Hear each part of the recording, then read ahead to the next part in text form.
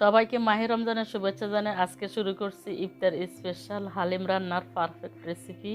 আসসালামু আলাইকুম, welcome back to my channel. আজকে আমি রাঁধুনি হালিমে রান্না করব। এর জন্য এখানে একটি প্যাকেট নিচ্ছি। আমার ভিডিওটি ভালো লাগলে একটি লাইক দিয়ে আমার ভিডিওর লগে সংযুক্ত থাকবেন আর সাবস্ক্রাইব করে পাশে থাকা অল বাটনে প্রেস করে রাখবেন। হালিমের ভিতরে যে দুইটা প্যাকেট আছে, এই দুইটা প্যাকেট বাইর করছি। এইখানে ডাল থাকে আর ছোটো প্যাকেটটা মশলা থাকে। এবার ডালগুলো ভিজানোর জন্য এইখানে আমি 2 কাপ পরিমাণ গরম পানি করে লইছি। এবার এইখানে ডালগুলারে ডালি দিমু, প্যাকেট কাটি লইছি আগেই। এবার ডালগুলোরে ডালি দিমু গরম পানিতে। এরকম গরম পানির মধ্যে আগে ডালগুলো ভিজে রাখলে ডালগুলো একদম নরম নরম হবে। রান্না করতে কিন্তু এত একটা সময় লাগবে না। এগুলো না ভিজালে কিন্তু রান্না করলে অনেক সময় লাগে হইতে। এবার এগুলোর আমি একটা চামচ দিয়ে নেড়ে ছেড়ে সুন্দর করে পানির লগে মিশাইলামু। এই পর্যায়ে চুলার উপরে একটা পাতিল দিচ্ছি, এর মধ্যে পরিমাণ মতো তেল ডালি দিমু।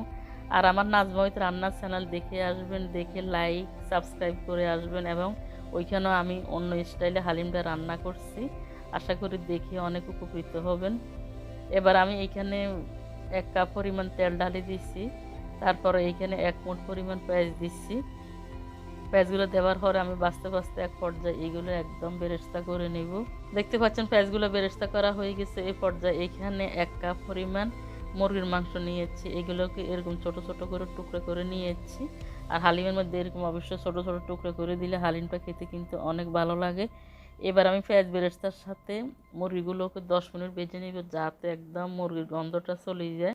দেখতে পাচ্ছেন পেঁয়াজগুলোকে আর মুরগির মাংসগুলোকে সুন্দর একদম কালার করে ভাজে নিচ্ছি। এ পর্যায়ে এনে 1 চামচ পরিমাণ আদা বাটা দিচ্ছি, 1.5 চামচ পরিমাণ রসুন বাটা দিচ্ছি, আর এখানে 2 এলাচি দিচ্ছি আর 2টা দারচিনি দিচ্ছি। এগুলো দেওয়ার পরে সুন্দর করে লাড়ি ছাড়ি আবার মুরগির লগে কতক্ষণ ভাজি লইয়ের।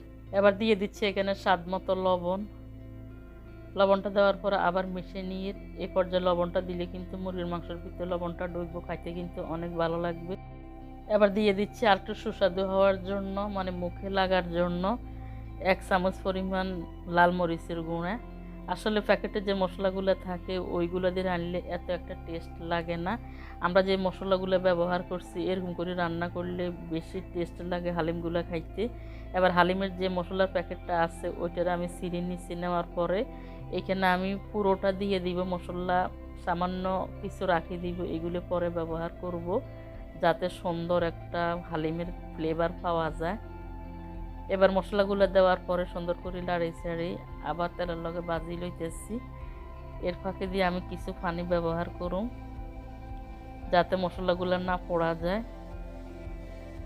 এভাবে করে আমি মশলাগুলারে বারবার কষাইলাম একটু একটু পানি দিয়ে।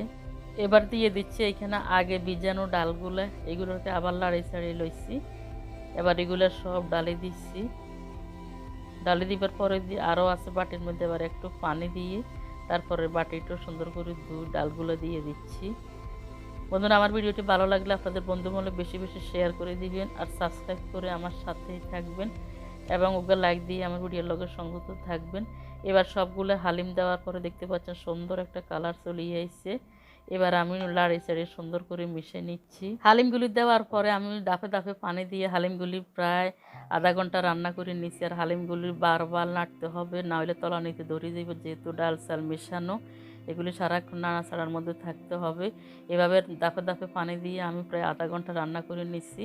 এগুলো হাফ সিদ্ধ হয়ে গেছে। এবার লাস্টে দিয়ে পরিপূর্ণভাবে হওয়ার জন্য আমি এখানে কিছু পানি দিয়ে দিব। পানিগুলো দেওয়া হয়ে গেছে। আর আপনারা কতটুকু ঘন বা পাতলা রাখবেন ওইভাবে পানিটা দিয়ে রান্না করে নেবেন। আর হালিম যত বেশি রান্না করবেন, যত বেশি জাল করবেন, তত বেশি হালিমটা মজা হবে। এভাবে করে আবার সুন্দর করে পাতিলের তলায় লাগায় লাগায় চাপায় চাপায় লাড়তেছি। আসলে হালিমটা এতই টেস্টি, ইফতারির আইটেমে ইফতারির সাথে হালিমটা থাকলে কিন্তু ইফতারিটা করতে অনেক ভালো লাগে। এভাবে করে আমি হাইটে রান্না করতেছি। আর হালিমগুলো নামানোর 10 মিনিট আগে আমি লাস্টে যে মশলাটা রাখছি ওই মশলাটা ডালি দিব। লাস্টে দিয়ে মশলাটা দেওয়ার পরে কিন্তু হালিমটা খাইতে অনেক গ্রান লাগবে, অনেক ভালো লাগবে। এবার মশলাগুলো দিবার পরে দিয়ে সুন্দর করে লাড়ি চাড়ি হালিমের সাথে রান্না করে নেব পারফেক্টভাবে। হালিমগুলো হয়ে গেছে আর আমি এরকম পাতলা রাখছি, মানে এরকম ঘন রাখছি। এগুলো চুলা থেকে নামাই নিলে কিন্তু আরও অনেক ঘন হয়ে যাব। এবার একটি সসপ্যানের মধ্যে সার্ভ করে নিয়েছি। এবার উপরে দিয়ে গার্নিশের জন্য কিছু পেঁয়াজ বেরেস্তা ছেড়ে দিলাম। তারপরে এখানে কিছু আদা কুচি দিয়ে, হালিমের সাথে আদা কুচিটা অবশ্যই দিতে হবে, আর খেতেও কিন্তু অনেক ভালো লাগবে। এই পর্যায়ে এখানে 3 টুকরা লেবুরে পাতলা করে কাটি উপরে দিয়ে বসাই দিচ্ছি। এরপর একটা ধনিয়া পাতা দিচ্ছি। এরপর দিয়ে দিচ্ছি এখানে 3 টুকরা লাল বোম্বাই মরিচ। আপনারা চাইলে কাঁচা মরিচও ব্যবহার করতে পারেন। বোম্বাই মরিচের গ্রানে জালে খেতে কিন্তু আসলে অনেক মজা লাগছে। তারপর ধনিয়া পাতা আরেকটা দিচ্ছি। এভাবে কিন্তু যত উপকরণ দিচ্ছি সবগুলো দিয়ে এই হালিমটা খাবেন, তাহলে অনেক মজা পাবেন, খেয়ে অনেক টেস্ট পাবেন। হালিম খাওয়ার জন্য আরেকটা টক বানাইছি এই বাটির মধ্যে। এখানে লেবু, শসা, কাঁচামরিচ, ধনিয়া পাতা, পেঁয়াজ দিয়ে আর তেঁতুলের টক দিয়ে এই টকটা বানাইছি। এইটাও খাওয়ার সময় যখন হালিম খাইবেন তখন এই টকটা সাথে সাথে নিয়ে মিক্স করে খাবেন, তাহলে অনেক মজা লাগবে। দেখছেন লেবুর টুকরাগুলো এভাবে নিয়ে সবগুলো খাবেন। বোম্বাই মরিচও দিছি কুচি করে। আসলে টকটা দিয়ে খাইছি, অনেক মজা লাগছে। বন্ধুরা আমাকে সাপোর্ট করবেন, সাপোর্ট করার মানে সবসময় আমার সাথে থাকবেন। আপনাদের মূল্যবান সাপোর্টে সামনের দিকে আগায় যেতে পারবো। দেখা হবে নতুন কোনো রেসিপি নিয়ে।